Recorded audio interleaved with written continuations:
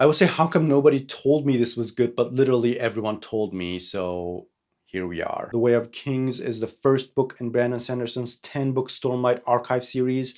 The first 3 books are out, and the 4th one is coming out in November. The first 5 books are supposed to be a complete arc, and the next 5 are going to be another arc. I think Sanderson said maybe they will be like Mistborn eras, but he also said he has never done something like this before, so he wasn't quite sure. But he said you could possibly read the second arc without reading the first one. So I'm not super sure how they will be related, apart from taking part in the same world, but we'll see. It's hard to say what this book is about, because there's no singular plot or goal. Each main character has their own goals. It takes place in a world called Roshar, where there are storms often. These are terrible storms, and you need to hide, so all the fauna and flora has evolved accordingly. Animals have shells, plants can sort of close down and not get torn by the storms. There are also spheres that can be infused by the storms, so you can trap stormlight in them, hence the name of the series. Thousands of years ago, there was a war, and the mankind was cast out from the heavens by beings called Voidbringers. There used to be these legendary warriors called the Knights Radiant, and they abandoned the humans. Nobody knows why. This is ancient history, but there are artifacts left. Those are called Shardblades. It's sort of a magical sword you can summon, and it's super rare and super powerful. You open your hand and it appears in your hand after 10 heartbeats. Now you may ask, by whose heartbeat count? And I don't know.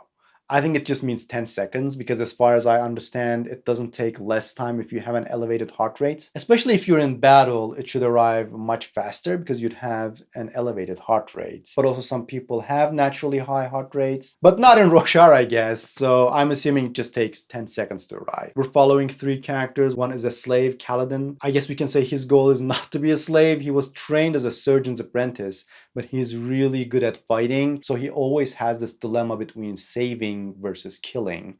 He's the main character, but I don't want to talk too much about him because I don't want to spoil it. His situation changes quite a lot. Also, Kaladin has dark eyes. So in this part of Roshar, people with light eyes are regarded as nobles, whereas people with dark eyes are in a lesser class. So he's also in a lesser class. We have Dalinar, who is a high prince. So there's the king, and then the other major heads of the houses are called high princes. Dalinar is having visions whenever there's a storm, so he's not sure if he's going mad or getting divine messages. The kingdom is at war with a strange race called the Prashendi. So Dalinar is trying to end the war by uniting all the princes and organizing an all-out attack. They're also fighting somewhere called the Shattered Plains. It is exactly what it sounds like. So in order to travel between the plains, they have people called bridgemen, and they carry these huge bridges and set them. Now, this is one of the rare things I was confused about in this book.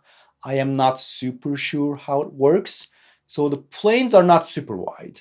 A soldier with armor cannot jump, but the enemy, the Parshendi, can jump. But the problem is the center of gravity for the bridge cannot fall over the chasm. Otherwise, the bridge would fall into the chasm when you're placing or moving back. So I'm guessing the bridges are at least more than double the size of the chasms. I found some pictures. I'll add them here so you can see, but still, as far as I can understand, once they place the bridgemen run to safety. They don't hold the bridge in place, so I'm not super sure how the bridges stay steady while hundreds, if not thousands, of soldiers walk over them. These are disciplined armies too, so I imagine they walk in formation, which should make the bridge move more. So if you understand how these bridges work, leave a comment. Maybe I missed something, but maybe they work a bit shady. Anyway, that's Dalinar's situation. Dalinar is a legendary warrior too, by the way. He has a shard blade. He's also obsessed with this book called The Way of Kings. Yay, the name of the thing. So yeah, The Way of Kings is an actual book in this world written by a king many years ago, and Dalinar had it read to him hundreds of times, so he has memorized it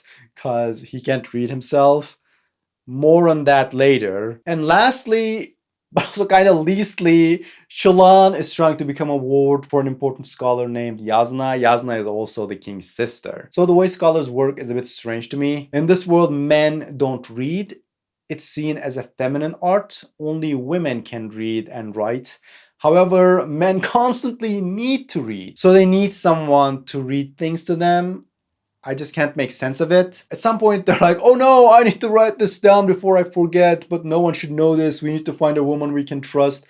I mean, I'm sure everyone has been in a similar situation. And once you go through a situation like that, you will just learn how to read. Like, it's clearly a useful skill to men. If they knew how to read and write, but only did it for work or something, I'd still understand, but this way just does not make sense. And it would still make sense if men only held brute force positions like soldiers and construction workers, but no. There's surgeons and pharmacists. There was one bookstore owner. It doesn't make any sense to me. How do you become a surgeon without reading? I understand you can be an assistant, but you need to take notes, read books. It cannot be just practice. There also is the opportunity to give women a prominent role in the society, but the book doesn't take it. That was one thing super confusing to me. If you have further insight, I'd love to know, but at this moment I cannot make sense of this world building decision. It didn't help that I found Shallan chapters a bit boring until like some of the last chapters. Here's what I don't understand. There is no reason for Yasna to take a ward. Yasna wants nothing from Shallan, and she doesn't strike me as a charitable person. The reason why you take a ward is because you have them do some work for you in exchange for teaching them. You need an assistant.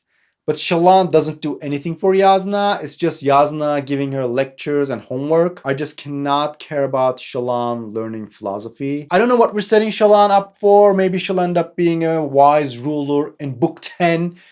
I don't know, but in this book, those chapters were a drag for me. If you're a fan of prologues, rejoice, because we have not one, but 2 prologues. Look, I'm not a prologue snob or anything, but here was my problem. The first prologue was freaking fantastic. I was in. It was so interesting. I was like, great. I'm ready to read more. Then I turned a page and boom, Brandon Sanderson was like, okay, we had the first prologue, but what about the second prologue? And you know what? It was super interesting too. Not as much as the first one, but I was on board and I was like, cool, I'll read this one. Then I turned a page and chapter 1 is somewhere completely different. And here's the thing. I didn't like it as much as the prologues, but it was still kind of interesting. So I was like, well, okay, I can get behind that. Maybe multiple viewpoints and whatever. I'll take this one too. Except chapter 2 is a completely different place again. I was furious. I cannot tell you how angry I was because I liked the first 2 things and could tolerate the third thing, but this thing was boring. So apart from the prologues and the first chapter, I was really reasonably bored for like the first 30% of this book. And that is 300 pages, by the way. The book is 1,000 pages. Look, I get it. The women in this world cover their left hands. They call it a safe hand. The book kept repeating it over and over and over. And I'm like, there better be something important with this safe hand thing. And guess what? Nothing happens. It's just this random tradition, I guess. It doesn't even explain where it comes from, but just repeats it over and over. That and Kaladin's tattoos. Oh my god, I get it. I understand his tattoos. Please stop. And I'm not against repetition. On the contrary, I think Brandon Sanderson does a fantastic job at that. Probably better than anyone I've seen. There's incredible clarity throughout this whole book. This book is huge. A lot happens. This world is super interesting, and I didn't get lost even once. I was always on top of things. But man, sometimes there are these random things, and what I'm trying to say is, if you're like me, you gotta get through that part. Once you get through that, the last 70% is pretty great, but I was resentful for that whole 30% because I was thinking about those things in the beginning that I wanted to read about and not some rando sitting in a cage sulking. I hate sulky characters. I cannot take it. I myself am sulky enough, so no sulky characters in books, please. Dalinar is kind of sulky too. He's more grumpy than sulky, maybe. He's like, I'm Dalinar, I'm grumpy all the time. That's my Dalinar impression. There are also interludes in this book, like short breaks between parts of the book. They were somewhat somewhat boring to me, except for the Zeth interludes, which I thought were great. But I do not understand what's going on with them. I will hold judgment until I know more, but I am interested. I'm always a bit confused by super powerful characters taking orders. Like, what is so powerful that can make this guy take orders from someone else? And it would be a bit silly if it's just like a simple oath. But again, I don't really have much information about him at this point. There are also things called sprens in this world. Sprens are like random little things in everything. Like there's honor spren and fear spren. These are abstract, but also there is literally poop spren. When you poop, there are like cute little sparkly things on your poop. I don't know, it doesn't exactly describe what poop spren looks like, but for real, it is acknowledged that they exist. So poop sprens are canon in this book. Post your poop spren fan art in the comments, please, so that I can see what they might look like. Anyway, this is how a 5-star reveal looks like on this channel, guys. There's no gushing over things here, but this book is remarkable. I will have to say that this book is big, it's really good, but it's only suitable for fans of epic fantasy genre. If you don't usually read epic fantasy but love this book, let me know in the comments. I'd like to know your thoughts, but I don't think you can find anything in this book if you don't read epic fantasy. Like, I wouldn't say the same thing for something like A Song of Ice and Fire, for example, even though it's also a large-scale epic fantasy series. I think there are things for fans of other genres in that series. I wouldn't say the same thing for Mistborn either. I think there is a lot in that series you can find if you're a fan of other genres, but not in The Way of Kings. I do think this book is considerably better than Mistborn. And I gave Mistborn 5 stars as well. Also, if you read epic fantasy, you're sort of used to reading 300 pages of exposition. You can get through that initial portion. Not everyone can do that. It's generally a slow book, again, compared to The Final Empire, which is a very fast-paced book. This one is not like that. Lots of backstory chapters. Those were a bit dragging for me too, but it's incredibly well crafted. Brandon Sanderson calls it the prestige, as in a magic trick, where at the end things come together and there's this huge reveal. And boy, do they come together. Like, I will immediately start the second book. The last 100 pages are like gold. Another highlight for me was the side characters, especially Kaladin's relationship with his team is done incredibly well. Those side characters come together one by one in a really emotional way. I loved seeing their relationships develop. There are several magic systems. They're not quite well explored, I have to say, but still interesting. I don't like gravity magic. It sounds silly to me. That's not how gravity works, but I'm not going to get into it now. Something similar to what happens in Founderside is happening here. You can check my review on that if you're interested. This is not that silly because it doesn't try to explain things with pseudoscience, but I'm a bit cautious. Although I don't know as much from what I read in this book, so we'll see. Anyway, I'm a bit late to this party, but I'm hoping to catch up before the next book comes out.